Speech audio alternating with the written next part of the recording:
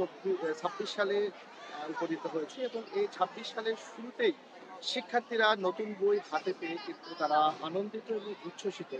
যদিও সারা বাংলাদেশে শোকের ছায়া বয়ে যাচ্ছে। বিশেষ করে আমরা জানি যে সারা বাংলাদেশে যে একটি শোক বিরাজ করছে।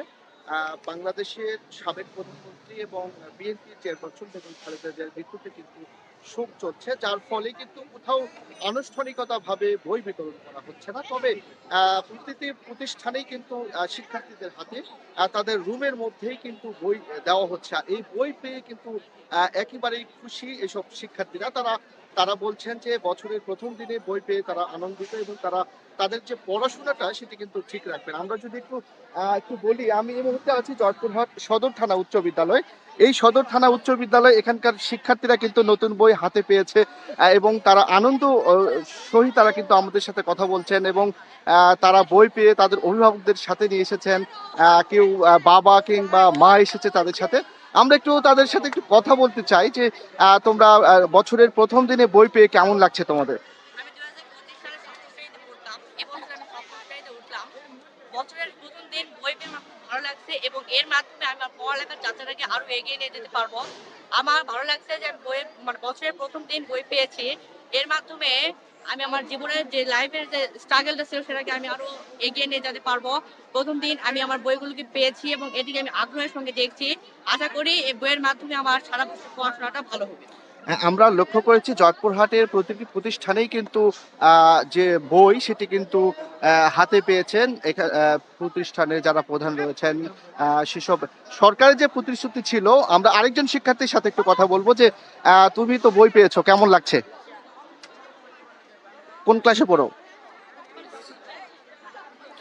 আমরা অনেক শিক্ষার্থী দেখতে পাচ্ছি তারা কিন্তু এই বই পেয়ে তারা খুবই আনন্দিত। আমরা লক্ষ্য করেছি যে প্রতিষ্ঠানে কিন্তু আনুষ্ঠানিকতা সেভাবে করা হয়নি, তবে আমরা দেখতে পাচ্ছি যে প্রতিষ্ঠানের প্রধান শিক্ষকরাও আছে। আমার সাথে একজন প্রধান শিক্ষক রয়েছে এই সদর থানা উচ্চ বিদ্যালয়। আমরা একটু জানতে চাইবো যে আপনারা আনুষ্ঠানিকতা যেহেতু হচ্ছে না, কিভাবে বইগুলো বিতরণ করছেন, সেই সাথে শিক্ষার্থীদের কি কি প্রকাশ করছে তারা? ধন্যবাদ। যেহেতু দেশব্যাপী শোক চলছে সেহেতু জয়পুরহাট সদর থানা উচ্চ বিদ্যালয় সরকারি নির্দেশনা অনুযায়ী শ্রেণীকক্ষে বই বিতরণ করা হচ্ছে। শ্রেণীকক্ষে শিক্ষার্থীদেরকে তাদের হাতে হাতে নতুন বই দেওয়া হচ্ছে। নতুন বই পেয়ে শিক্ষার্থীরা অত্যন্ত আনন্দিত। তাদের নতুন বইয়ের গন্ধ এটা তাদের কাছে খুবই পছন্দ। সামনে যেহেতু ২০২৬ সালের ১ম তারিখে যেহেতু বই পেয়েছে তারা শিক্ষার্থীরা অত্যন্ত আনন্দিত। তারা বই পেয়েছে। আগামী ৪ তারিখ থেকে আমাদের নিয়মিত ক্লাস বসবে। আশা করছি যে আমাদের জয়পুরহাট সদর থানা উচ্চ বিদ্যালয়ের শিক্ষার্থীরা তাদের নতুন বই পাওয়ার মাধ্যমে নব উদ্যমে নতুন করে তারা লেখাপড়া শুরু করবে।